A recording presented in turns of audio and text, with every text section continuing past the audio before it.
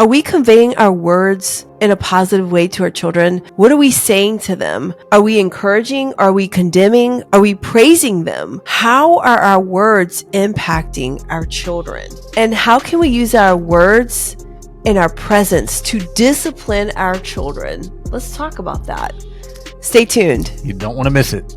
You're listening to Marriage Mania, where we are audacious, sagacious, and tenacious for the Lord to uphold godly marriages and to raise fervent children who are countercultural and stand for biblical truth. Hey, welcome back. I'm Tanya. And I'm Michael. And I want to have a conversation today about our words.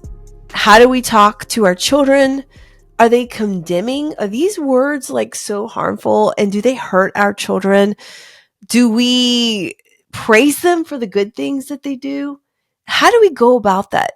How do we use our words and our presence to discipline our children? How? That's what we're going to talk about today. But before we get started, please subscribe here. It helps us to get the message out. We want to be able to reach as many families as possible for Jesus Christ. And we also have Bible studies available at marriagemaniaministry.com. We have the covering the role of biblical husband and the helper, the role of a biblical wife. These are great Bible studies to do as couples, as married couples, in your Bible studies at church, small groups. It really helps to encourage marriage and understanding our biblical roles. All right, so let's talk about this. Our words. How impactful are they? We talked about words in marriage, but now we want to talk about words and how we use them for our children. And how do we use all of this to discipline our children in a godly way? You know, how do we do that? We previously just talked about why we discipline, but here are some ways that we want to be able to share with you as we talk about our words and how we praise our children. Do we condemn them? All to be able to raise up godly children and teach them to be diligent and disciplined kids. Yes. And, I like what you said there. And it makes me think that, have we ever thought about how much our words and our presence can mean a lot? Either in a negative way or in a very good way. We can use our words and just our presence as a disciplinary method. Mm-hmm. And to me, I like that disciplinary method because it's the least harsh one. So I want that to be my main tool in my toolbox. But there's a way that we have to go about doing that. So that's the case. And, there's a continuum of disciplinary tools that range from praise, your presence, firm words, timeouts, restricted freedom, spankings, and then some other things that we'll talk about. And the tool that you apply depends on the situation, but the goal is to use the least forceful means needed. The ultimate goal is to be able to tell your child to do something and they do it with a willing heart, right? I mean, yes.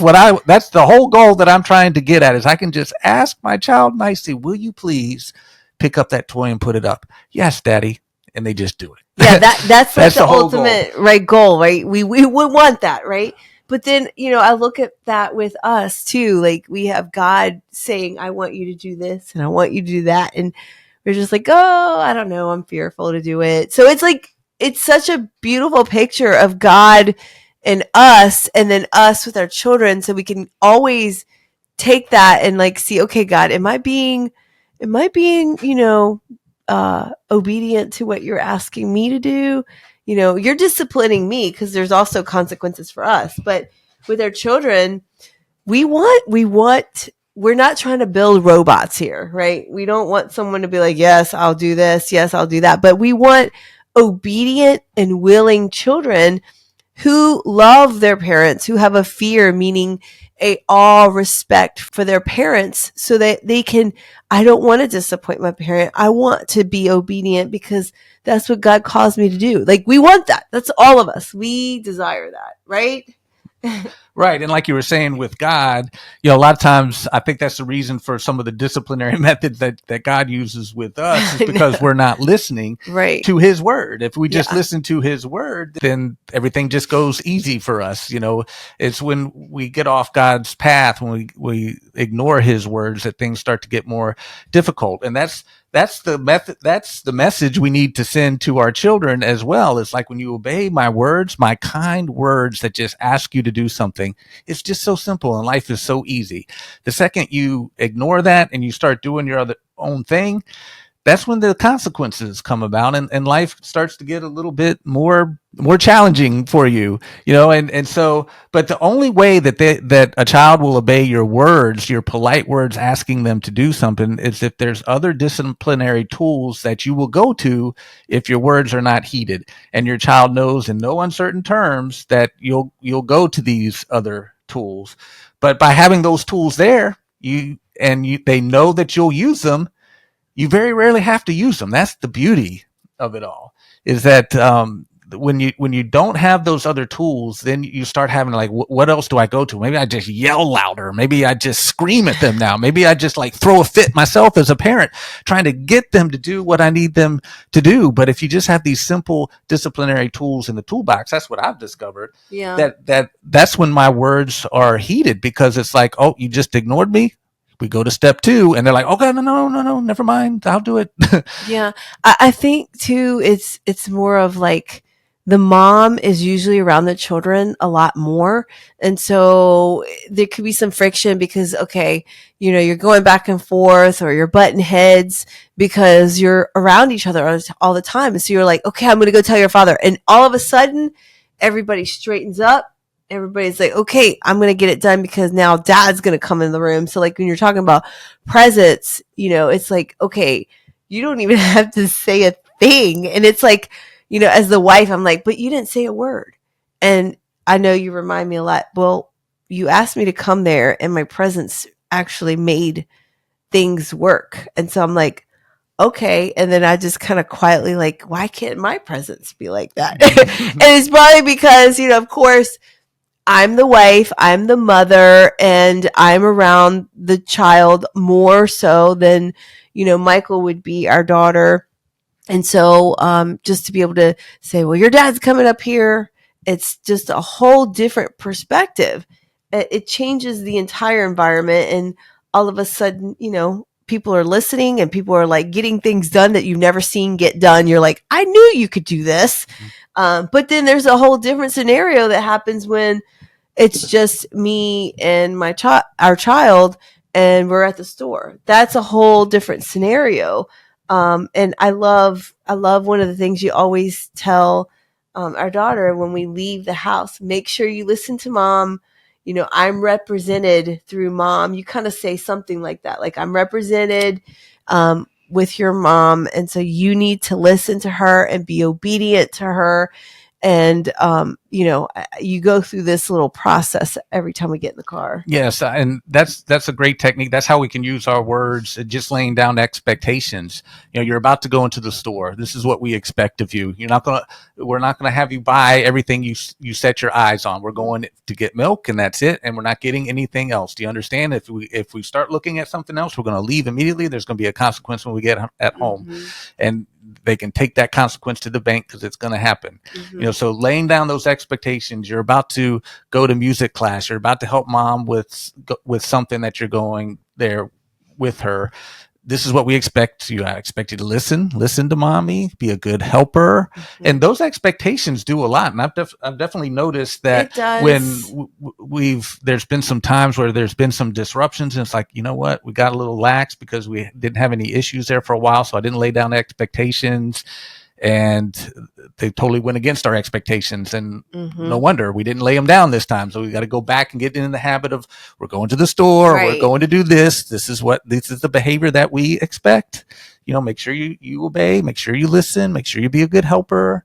You're a big girl now. Yeah. I mean, I love it. I mean, I get so much help at the grocery store, it's totally different, but there's days that just aren't the best of days where you just are not getting along, and so that's where different disciplines, and it could be because you're tired, like I'm tired or she's tired, and we're just not clicking, it's just not settling in the requests that I'm making, and it's causing us to constantly butt heads, and it's like, okay, and I mean, I've come into the office several times like, okay, I'm done I need you to take over. Right. Well, that's where you can tag team as parents, and Yes. the other parent needs to step in.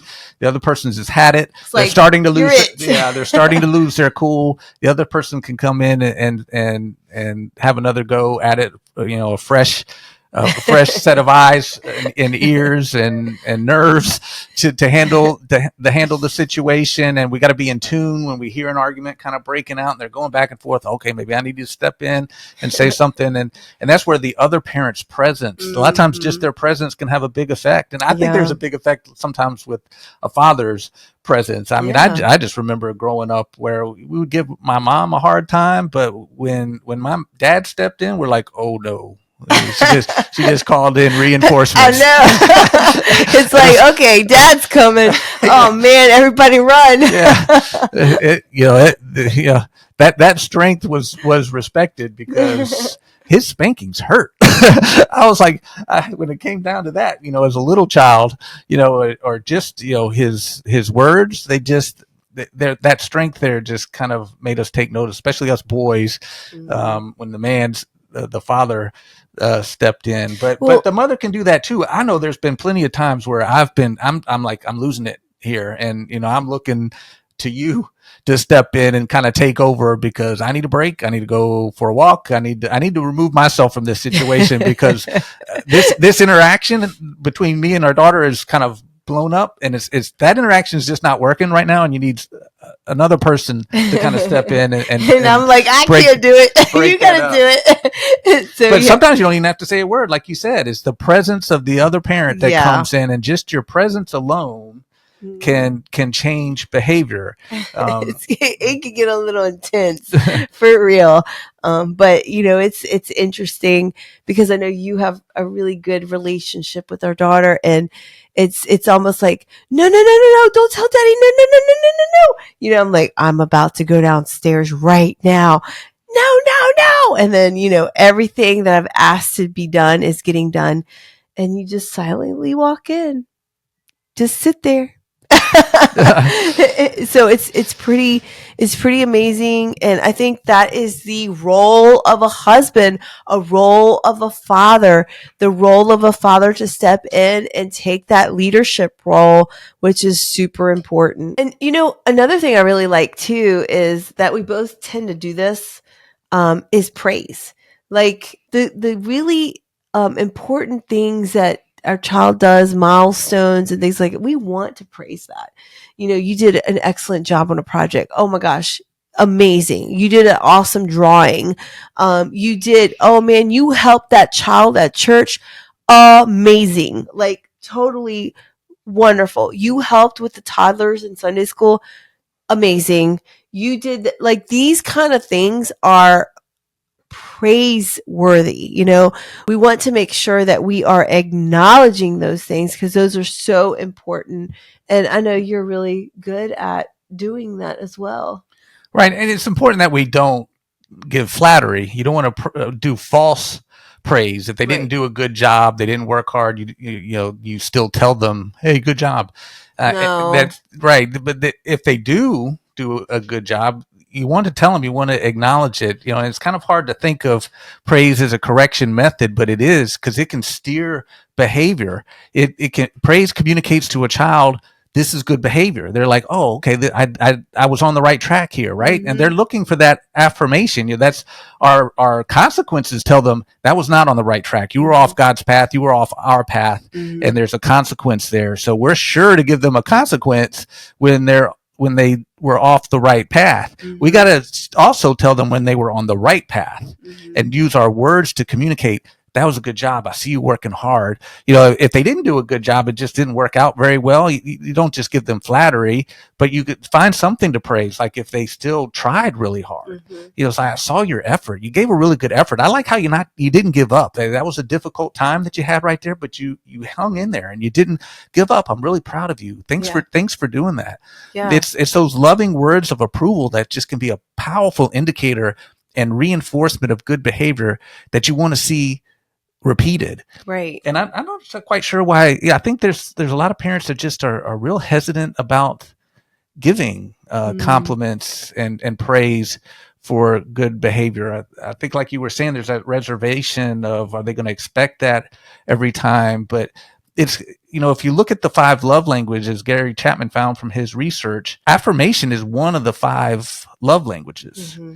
And so we all need it. We all have that love language of affirmation. We're all looking for, hey, did I do good? We're especially Mm-hmm. looking to our parents. Was that what you're looking for? Is Mm-hmm. is that right? We're looking for that. And if we don't get that approval, our first thought in our minds is doubt. Maybe Yeah. that wasn't good. Yeah. Maybe I'm not on the right path. And if they were on the right path, you don't want them doubting that. You want to give sure indicators. It's exactly what I'm looking for. I am so proud of you. That was awesome. You did a great job. You worked really Yes. hard. Thank you for taking out the trash. You did that without asking. Thank you so much. Mm-hmm. That reinforces, oh wow, that I did right there. I'm going to do that again. I'm going to take out that trash again without them having to ask me. Yeah, that brings back some memories. Just thinking about my mom, who passed away, and I remember her specifically always telling me what a great job I did, or because of the job that I had at the time in corporate, she was always saying how proud I was. And I guess I never really took it in. And now that you're speaking about it, I just remember my mom saying, "Man, I'm so proud of you." She was an immigrant and became a citizen of the United States. And she worked so hard to become a U.S. citizen. So she didn't have jobs like we would have today where, we're working in offices. She worked in factories. And so blue collar work. And I admire that because she worked so hard. But she was so proud of me by the fact that I worked hard in school and that I worked hard to get a job. And she was always praising me for that. I don't, thinking back at it, I don't think my mom really said, "Yeah, you're not doing a great job on this." I really like thinking about it. She did say, "You're doing such a great job. I'm so proud of you, Tanya.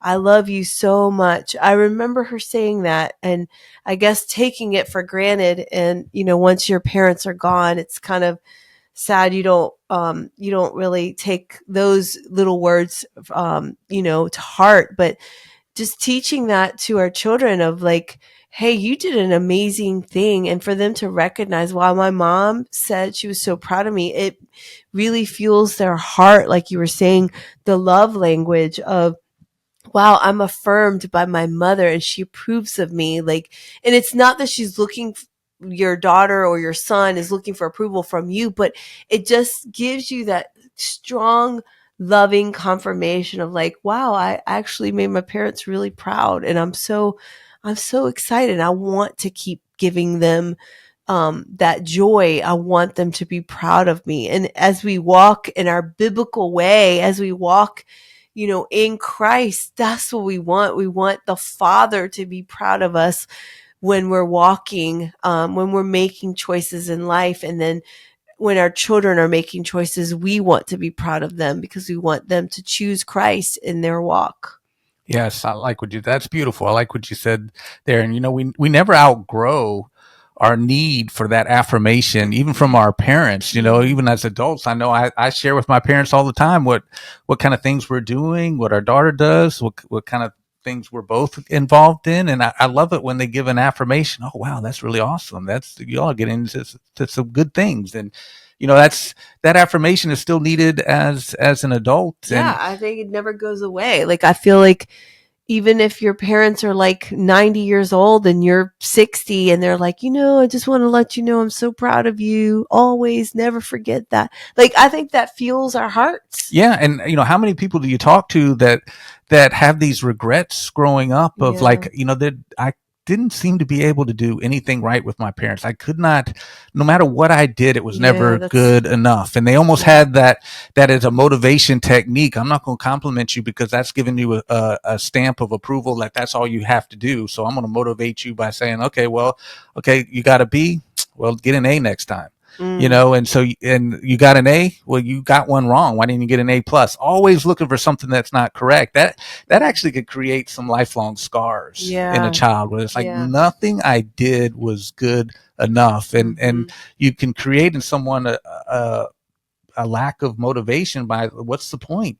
Nothing I do is good enough, so why even try? Yeah. And so it's we need to be affirmative in our words. God affirms us.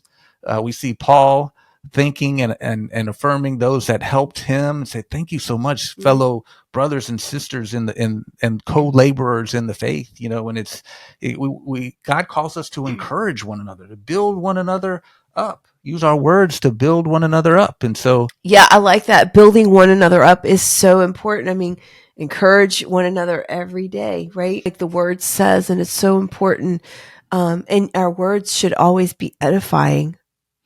yes. Now, people have a good point that you do want to avoid external rewards like giving money or other prizes to induce desired behavior. I know that's something that we all kind of, it works in the immediate sense. So we're like, okay, if you just behave, we'll go out for ice cream later. If you just do a good job here, if you get an A, I'll give you this, and it works. But the problem is that our goal is to teach a child to be self-motivated so that they have an internal desire to achieve.